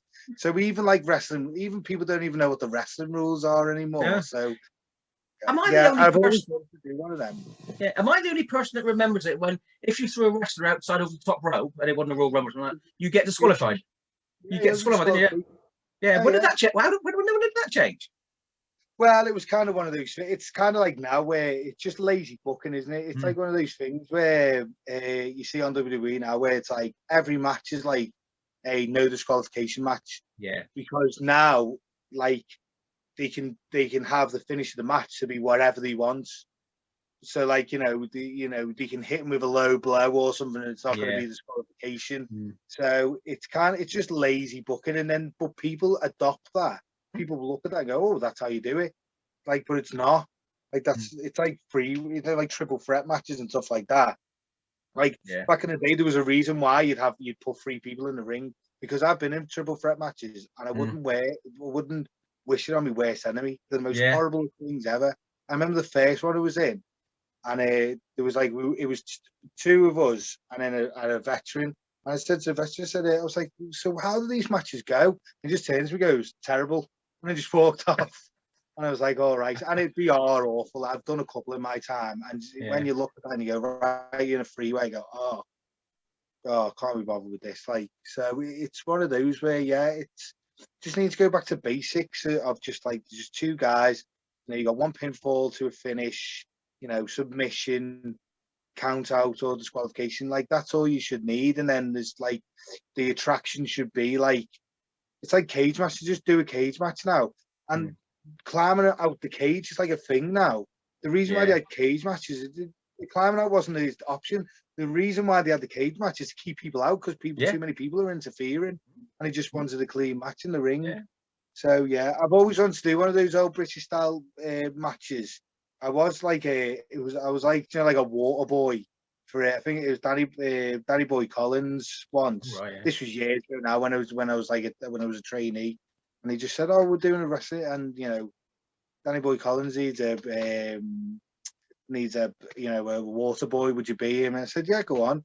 I didn't really know what I was doing. You just handed him his water every round, and he had a swig and spat it in the bucket, and then you sat back down. But the good old days. Yeah, the good old days. Yeah, it was. I'd love. What I'd like to do is do a British style wrestling match with James Mason. That'd be pretty cool. That'd be really good. Yeah. So besides Big League and All Star, what other promotions have you wrestled for, and what promotions would you like to wrestle for in the future? So I kind of just stay to All Star really, but I did. I've done Welsh wrestling. I've done a lot for Welsh wrestling recently. Well, before like the lockdown happened, and that was just a case of, you needed a guy once, and it was my first, you know, Welsh wrestling show. It was the one where, you know, the guys who were on after us were late. So I think that kind of like he liked me after that. So I just remember finishing that match. He said, "Oh, you know, what are you doing? We've got like a couple of dates coming up. Can you do them?" I said, "Yeah, I can do them." So, and then there was another. I was doing it for Ian McGregor as well. He was putting on some shows, and that was just a simple case of they just needed a guy to fill in for a spot someone had backed out, and I remember doing the show, and he come back and he said, "What are you doing for the next six Saturdays?" I said, "Oh, nothing." He said, "Oh, well, we've got 6 Saturdays coming up, so you're on every single one." And that's like an advert for like any promoter who are watching this. Like, if I get given a chance, like I always get that back. So that kind of so it's Welsh wrestling, All Star wrestling, Big League. Trying to think other ones. Yeah, that's it really. I don't really do much, but that's the problem of being a disconnect from All Star is like I'm trying to get in, but I just like, and the times that I'll get in, I'll dip my toe in the water, and then, you know, nothing will happen then. So it's a case of just trying to get myself out there really. But with Brian, you know, not last year, the year before, I did about 200 shows, you know. So it's one of those where I haven't really got time to do other shows. But I would like to free up a little bit of time from Brian's shows and do other shows, just to kind of get my name out there. I suppose All Stars mainly in the summer, then, is it, in spring and autumn? Well, I mean, they're doing most weekends. So if even there was sometimes I'd do one of his shows, then I'd probably do like a Welsh wrestling show or something like that. So there was weekends where I'd at least have one show to do, and then the half term is where you get hammered, where, you know, you could be on 7 days and then 6 weeks holiday. And then we do some wrestling parties as well at the wrestling school. So sometimes even you just get them, you know, you'll just have to do parties, and that's like basically a show for just a group of kids who want to come for a party. Mm, So there was always stuff going on. And sometimes we'd have to do a wrestling party, and then we'd have to drive to like somewhere because we had the show in the evening. And then, sometimes we'd have and then we'd have another wrestling party on the Sunday. So it can get hectic and it can get busy, but it's one of those things now where I want to start getting my name out there now. So yeah. I noticed you're scheduled to compete in Southwest Wrestling's Heavyweight Championship tournament, alongside the likes of Eddie Ryan, Charlie Sterling, and Sam Miller, amongst others. Yeah. How do you fancy your chances in that then? Oh, you put your money on me. I put your house on me all day long. Yeah. And they're a good group. I know a lot of them. But when you look at that tournament and just how important it is, it's one of those where I'm focusing on that, going right. I need to go even if I can just get to the final. It's really going to put my name on the map there. So it's them, the little things of where I'm getting up, in the morning, I don't want to train, I'm tired, it's cold. I just think, well, you got that tournament coming up, you need to be at your best. Yeah. So they're like little things to light the fire under me. Because Pete Bainbridge is the promoter there, and he's a hell of a knowledgeable bloke, and he's a lovely guy as well. Yeah, he's been he was nice to talk to, and it's always good to someone who's, and it's one of those where I've got a vision for me, so it's one of those where if you can get a promoter who's kind of understands that, he's booking it, but he's not booking your personality. No. So their personality is you. So it's nice to know. And I'm also doing a Pro 2 Championship Wrestling, which is up in Scotland as well, which is sort of just, it's kind of just, and it's just another platform to try and get my name out there. So this year, hopefully there's going to be some coming, but next year is definitely where you're going to start seeing my name around and stuff like that. And I'm getting a lot of, especially with these podcasts, I'm getting a lot of exposure for it. So it kind of, I've done some shows, but mostly All-Star, but now it's time to move forward. I've hid away for too long. I've hid away for 11 years now. It's time to kind of break out now. Do you regret not breaking out sooner, or are you quite happy with what you've done so far? See, if you'd asked me that question 5 years ago, I probably would have been yes, but I've been, in the system of the best wrestling company in England. So it wasn't a matter of, if I was going to break out, it was when. And now that I'm able to break out, I've got everything. I've learned, everything that I need to just jump straight on those shows and be like I've been doing them for years. Well, we're certainly looking forward, because we've got tickets for Southwest Wrestling, so we're certainly looking forward. I think you're fighting the Sheik in the first round, aren't you? Yeah, I've got the Sheik, which is going to be a tough one as well. Yeah. Have you wrestled him much before? Or? Oh yeah, I've wrestled him before. Yeah, so yeah, we know each other very well, and because I used to train at the PCW school as well. All right. So we've been around each other. So yeah, I've got high hopes for that match. I think that's going to, even if my whole thing is even if I just let's say I don't get past the first match, I'm going to make sure that first match is going to steal the show. Yeah. Well, Pete's quite old-fashioned in the fact that he likes the old-style wrestling as well, So I think your style of wrestling got on really well there. Yeah, and when I was looking at that, when I saw that match, I was kind of looking at it as in right, so there's a story to be told here, because even though I'm a big guy, he's a big guy as well. So, there's no point in me and him going in there hitting each other with arm drags and hip tosses and these bypasses and rolls and nip ups. There's no point, because with the heavyweights. Yeah. What I like about this tournament as well is they've got a mixture of experience like yourself, Eddie, Charlie Sterling, but they've also got newer up and coming wrestlers like Joey Seven. You know, we've seen him at Reach a fair few times, and he's fantastic.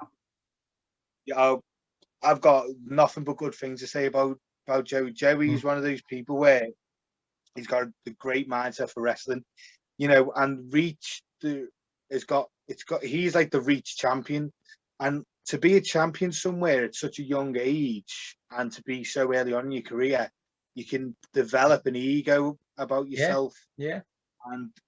And there's nothing with that with Joey. I do, and I sensed it because I did a week with him and we wrestled a couple of times, and he was just always happy to just listen.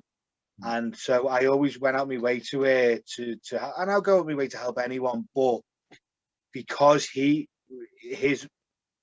reception of it was so good, I was like, right, this guy's willing to listen, so I'm going to do all that I can to help him as much as I can, and help him learn and stuff like that. Because even though there was veterans back in the day that they were giving me stick and saying I was rotten everything, they all still helped me. Yeah, of course, if we were ever in there together, they never just let me sink.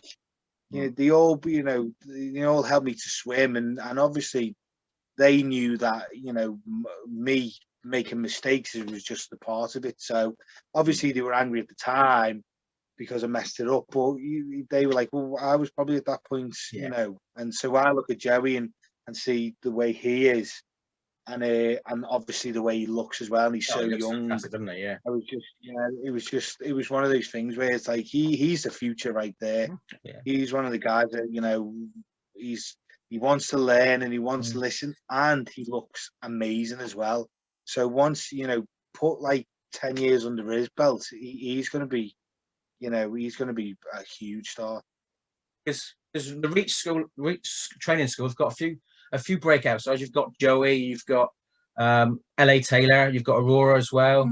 You've got a fair few from Reach, and there's a few of them coming to Southwest Wrestling in a few months' time as well. So there was a. I haven't met him yet, but he rolls name's Max Wilson, is it? Oh, he's fantastic. He's going to be big. Yeah, so we followed each other on feet. I've never met him. What he's got that old British style, the way, definitely. And he put some videos up, and he's one of those people where, and I can spot him a mile away. If you can do the wrestling moves, but if you don't understand what you're doing, especially the technical side of it, and because you see people, you go like, working on, and they just, they'll get a wrist lock and they're just standing here, and they're just working it here, or work a headlock and they just stand there. You think this is working a headlock, just standing there, and you're grunting and that work. Where Max, he knows how to, he can work an arm. You could get in there. He could work an arm for 2 minutes and not make it boring. And he's got great movements. He's dead fluid, and I feel as though like he's got the right mindset. He's the one like me who wants to keep the British style of wrestling, of grappling and working holds, and not making it. Because people now, like you call them matches. And they're like, right, so we'll do a bit of tech at the start, but then we'll start moving. Then I'll give you a tackle, and then you give me a leapfrog. You give me the wrestling part has got a complete throwaway, where like that's your bread and butter right there. If it's like that's like asking an electrician, to rewire a house, and he doesn't know what the blue, red, and the green is. Well, I think Matt's trained at Lance Storm's academy, didn't he? So he's going to be grounded of that. So he's going to have a good old education there. There's dedication for you as well. Yeah, and I mean Lance Storm, like it's one of those people. So it's like, he's got a good mind for it as well. So I look at him and I look at Joe Seven, and I'm hopeful for definitely the future with them too. And it's a dime a dozen, to be fair. There's a lot of wrestlers now. I mean, it's so. Like there's people who've got they've got their own promotions and their own stars in that promotion I've never even heard of. So it's one of those where there's so many wrestlers now, but there is only a fair few that are that are levels above everyone else, and Max is definitely one of them, and so is Joey as well. Is yeah, no. When they always say about WWE taking a lot of British wrestling stars, but that just makes opportunities for others, doesn't it? Like yourselves, like for Max and Joey and whatever. Yeah.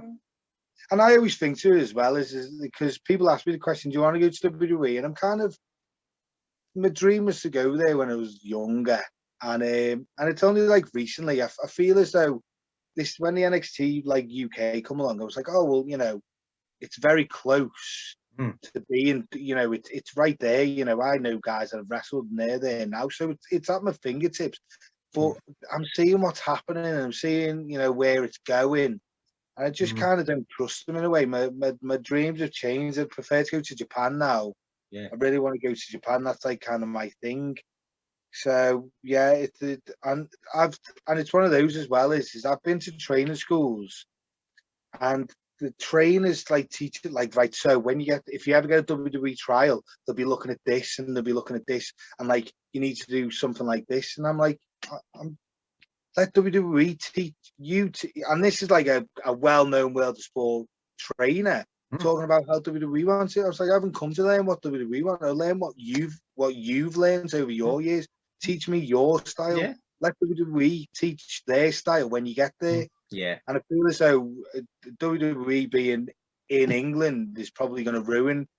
That style is going to be lost, because the WWE style of things is going to be the new normal, you know, and obviously they'll have a British style of it, but it'll be a British style, WWE style. So it won't be like, you know, the old world of sport style. So I feel as though them, you know, putting their flag in the ground in the UK scene has changed everyone's sort of structure of how they're putting on shows. Even like the mentality of you know, young workers is changed as well. And I'll tell you why in a minute. And then, you know, you've got trainers who are trying to teach the WWE style, where like, no, just teach the UK wrestling style. It's like at the All-Star Wrestling School, you know, Dean just teaches what he teaches and what he feels is right and what Brian wants. He's not thinking, oh, you know, if you go for a WWE trial, they'll want you to hip toss like this, or they want you to roll like this and stand like this. And I remember we were doing a show once, and there was a young lad there. And I don't know how we got on the show, but he was young, and he does like a couple of independent shows, and he was sitting there, and it was me and a veteran, and it was Frankie Sloan. So we're sitting there and we're just talking, and then he comes in, and you know, we're chatting, we're getting to him. He goes, oh, I didn't want to come to this show, I didn't want to work it. We said, oh, all right, okay. Well, how come? He goes, oh, well, Progress was on tonight, and I wanted to go to that because I could have spoke to the guys from WWE. I just thought you'd prefer to be at a show that you're not on. Yeah. Just for the prospect that you can speak to the guy than actually work in a show and get an experience. So Frank was like, oh, well, I'm sorry that you're stuck with all us, unfortunately. Yeah. So so it's stuff. It's like the mentality of things has changed ever since they've come along, and I'm trying to sort of keep it the old way. And you know, whether if I've got to hold it with just my little pinky before it slips away, I'll try and keep hold of that old fashioned, you know, the old school style. And I just feel that's the right way, because it worked. It's just, you only have to go to an all-star show, you know, a camp show or a town show in the, you know, in theatres, you know, if we get 300 people in a theatre, that's a poor crowd for us. Where 300 is like jam-packed for like independents. You know, we're used to being in front of like 800 to 1,000 people. So, and people want to say that style is the old-fashioned way, and it does, and it's evolved. Well, just look at it, and then, you know, they're not sitting on the hands; they're going nuts as well. Yeah, of course they are.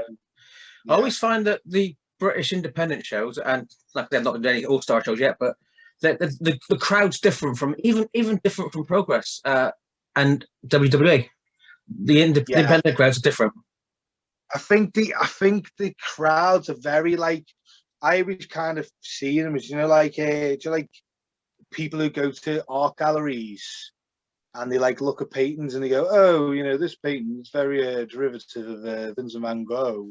I'm not very. It's like they're very kind of smug, and they're sitting there and they want you to entertain me. And I will not cheer for anything but the Canadian Destroyer. So like the precondition to just like big. I've seen like shows. People seem to think that like you hit a big move and the crowd goes nuts that you're over. You're not. It was the move that you did that's over. And it's like when you see people jump off balconies and stuff like that. Like it's like, whoa, you jumped off a balcony. One, you're a moron. But two, I wouldn't do it. So like, you've got balls to do it. But what are you going to do next? Because like the next show, they're going to expect something more from you now. What are you going to do? You're going to jump off the roof of the building next time. They're always going to want more from you. Yeah, of course. Yeah, and they think that like I'll do this, and this is like it's going to get loads of likes on YouTube, this, that, and the other. And one day it's going to mess up, and someone's going to hurt themselves, probably them. Where it could have been avoided if they had just understood like the psychology of wrestling, and you can get over that way. It's a slower process. It doesn't just happen overnight. You've got to learn it, and it's hard to learn, and it'll take you time to get over. But I'm going to be walking when I'm 60. Yeah. Comes that these guys are taking, and you go, you can, you're nipping up now, but wait until you hit, your 40s and your 50s, you're going to be in a wheelchair. Yeah. People need to kind of just dial it back, and stuff like that. But you see, not so much in this country, but maybe in America, that you see like backyard wrestlers go through tables and lamps and all that sort of thing. There's about 20 people there. Is it really worth it for 20 people? Exactly, for 20 people. But I see that as they're not doing it because they like wrestling. They've got like there's a fetish inside them somewhere. Yeah. They like being hit with light bulbs. So they're doing it in the name of wrestling, but there's something a little bit under the, something in here that's just not kind of like twigging right. So, but some people like that type of matches, and if they're done right, then they could be. If any match is done right, it can be a great match. But unfortunately, there's not many people who can put together a great match, I don't think, anymore. And it's like, so they just feel as though like just put big moves in, straight away, or dives and this, that, and the other. And I've just been a big firm believer of it. It's not how you do the moves, it's why you're doing the moves at a point. And once, if you can understand why you're doing the certain points, it gradually builds. And you can hit him with a suplex. I remember it was on with Tom LaRufa. Who was This was not last year, the year before. And so he said, you're because I was babyface, and he hits me with a suplex, and he said, so the double down is I'm going to hook you for a suplex, and you just power me up and give me a suplex. And so he gives me one suplex, do a little bit, gives me another one. And as soon as he hooks it, I take him up and I hold it up there for a couple of seconds and drop him, and then we both kind of like fall flat. They were going nuts. They were going nuts for it, and it was a suplex. And if it's done right, absolutely, you can. I got the same reaction there as if someone had put someone through a table set on fire. Yeah. So, you don't need to do all that stuff sometimes, do you? Sometimes less is more. Yeah.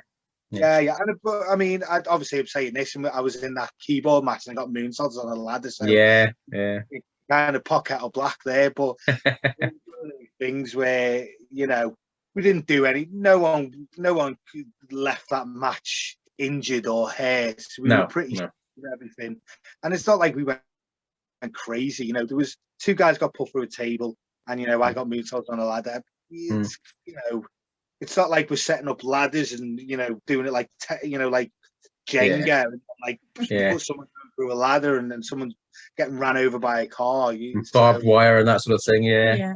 Would you ever do a death match? No, definitely not. Fair enough. I don't want to even be put in that category, to be honest. It's just people. If people want to do it, then more power to them. I've got no problem with people doing certain things. like in wrestling, I'll just stick to doing like what I'm. So it's one of them. But it's like some fans will say, "I got to watch death matches," you know, and I think, well, you know, it's up to you what you like, but you know, don't rule out any other sort. You know, don't rule out the normal sort of wrestling, you know. Yeah. Well, I always say, do you know when like people like say music or like I always like laugh at people who watch Coronation Street and stuff like that because it's just. But I think to myself, I watch wrestling.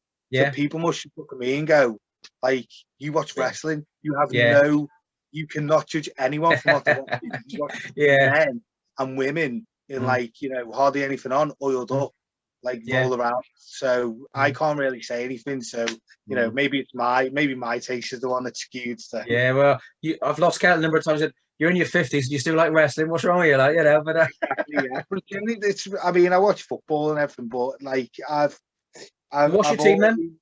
Liverpool. Nice. I know, I saw the mug. I know, I saw it. I saw it. I nearly stopped the interview before it started. But yeah. Well, I did think about just not risking it and just having a drink later on, but I thought I was a bit thirsty, so. No, we're not doing very well at the moment, but it's one of them. It's one of them. But you've done well the last couple of seasons, though, so.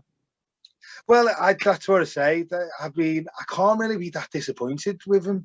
You know, we lifted 4 trophies in the last like 2 years. How, you know, they're just knackered, aren't they? Yeah. Just, have this year off. Come on. Yeah. And the fact that there's no fans in the arena, in the stadiums or anything, it's just a weird season. But no, I'm not disappointed in them whatsoever. No, fair enough. You know, from what they were like a few years ago, you've been 7th heaven, really, aren't you? You know. Yeah, it's amazing just how quickly you can be flying high and then it can just all completely crash down. And I always look at it as like they were trying to get that title win for so long that they've got it now. Yeah. The hunger's obviously gone, but it's probably more on the line. You're just tired.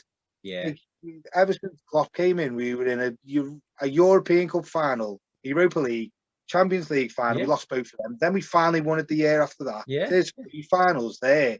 That's got to be taxing. Then we were in the Club World Cup. Then we were in the Super Cup. Then we finally got to the Premiership. Like, these guys must be absolutely knackered.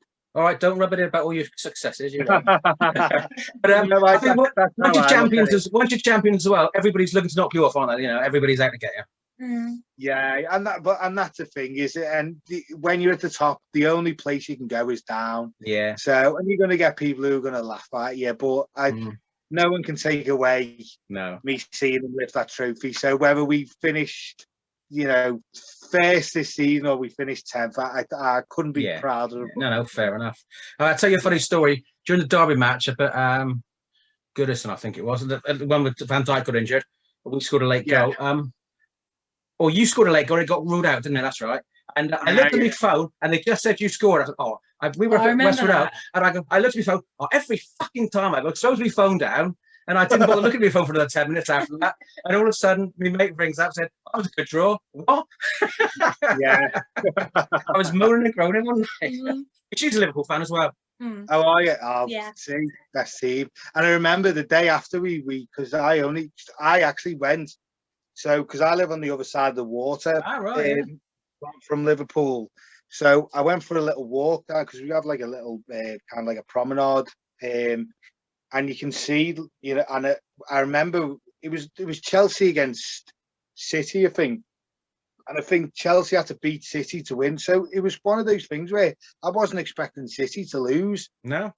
I was just walking and it was getting kind of dark. And then I said, "Oh, do you know what? I haven't checked the score. I look.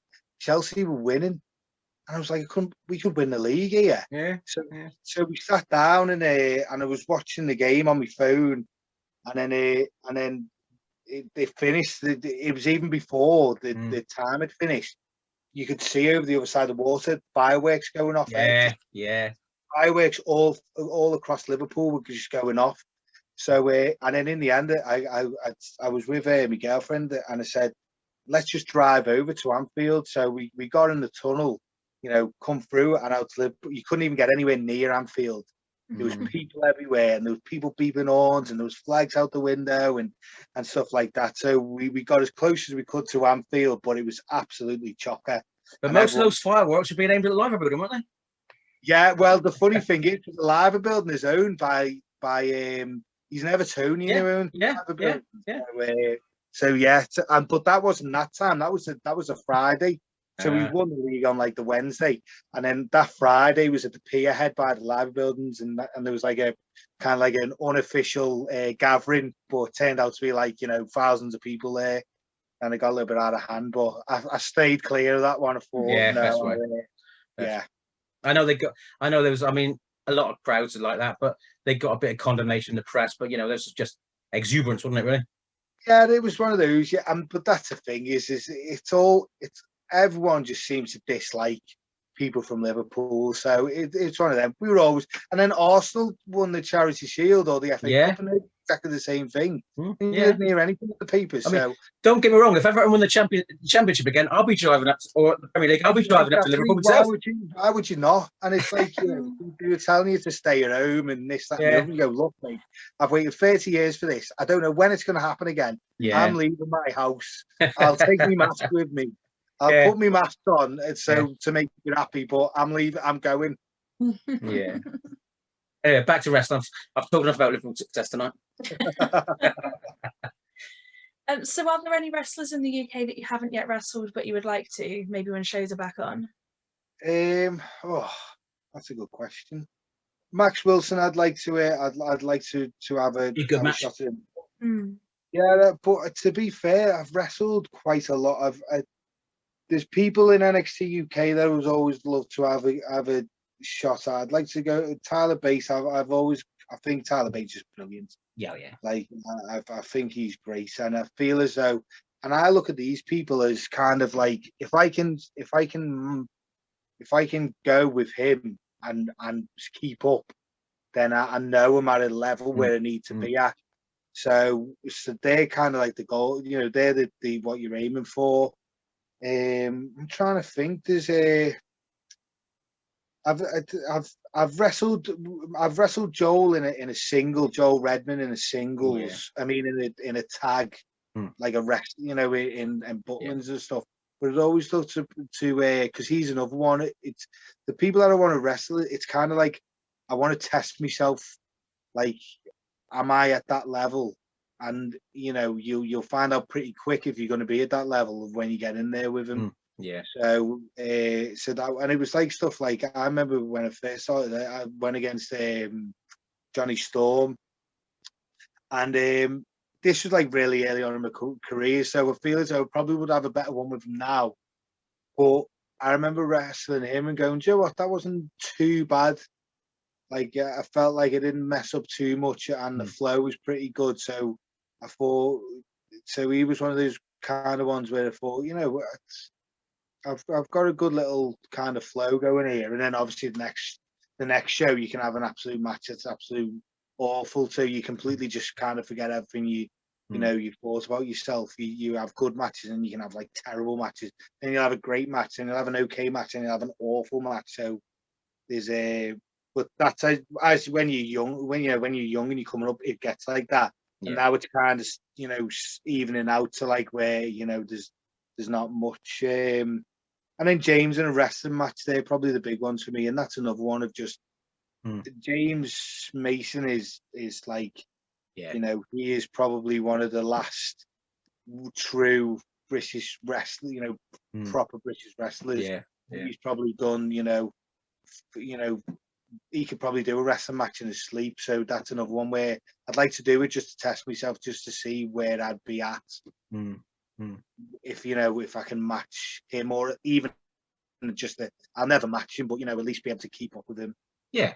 I mean, I think we've seen James Mason at Chaos, haven't we?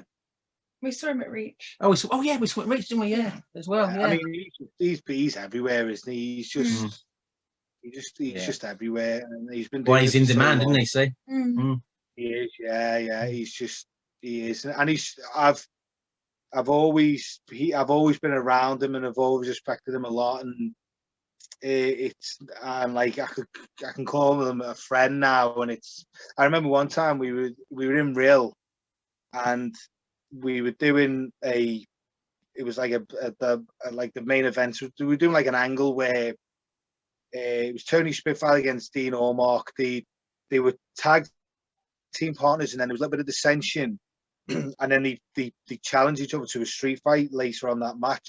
But I was going to do running in that match, and I remember we were all sitting down just trying to like come up with ideas for stuff. And I just remember sitting there. It was me, Tony Spitfire, James Mason, and Dean Allmark, and I just thinking to myself like, I'm working an angle with three of the best British style wrestlers, the top people in all-star wrestling. Yeah. How on earth did I get to this point? All I did was walk into a really shitty pool, sports centre, and it got me here to this point. I just couldn't believe it. And I was feeding ideas, and they were like, "Oh yeah, we could use that one." So they were even like liking my ideas. I had to just pinch myself. It was one of them. I've had a couple of moments where, I've had a couple of moments where I've gone, how on earth have I got here? I remember I've had to pick up a bish once, and we were driving, it's like speaking, you're just doing stuff like normal people, oh, do you want to stop for food? Yeah, I'm with food and chatting, and I just like think like, how did I get here? Like, here I'm having like a lunch with a bish as we're driving to a show, and it was the same with like Gangrel as well, because me and Gangrel, like, I consider him a friend, and I just think like, I remember having like the action figure of Gangrel. Yeah. You used to have like the Titantron, and you put like little pins on the thing, and it used to I've never had that. and it's just like I just remember thinking like, I used to have your toy, and now like we're on first name basis with each other, and we're traveling to places, and we're having a laugh and stuff like that. It's just like there's just times where I've just got to pinch myself sometimes. No, it's fantastic. But I think on that note, Tyson, I think we'll say thank you very much for tonight. It's been an absolute pleasure. Yes, thank you for your time. Honestly, thank you very much. And we look forward to seeing you at South Wrestling and everywhere else in the Southwest and all over the country, mate. Yeah. Well, I'm making a mark now. It's time to get my name out there. So I'm gonna be around a lot more places. Awesome. Well, I hope to see you at some of them soon. Yeah, perfect. No, thank you very much. Tyson Taylor, apart from being a Liverpool fan, thank you very much. Tonight we've thoroughly enjoyed it. Thank you. I'm just going to go and cry now about all Liverpool success you just reminded me about. Take care, mate. Thanks a lot.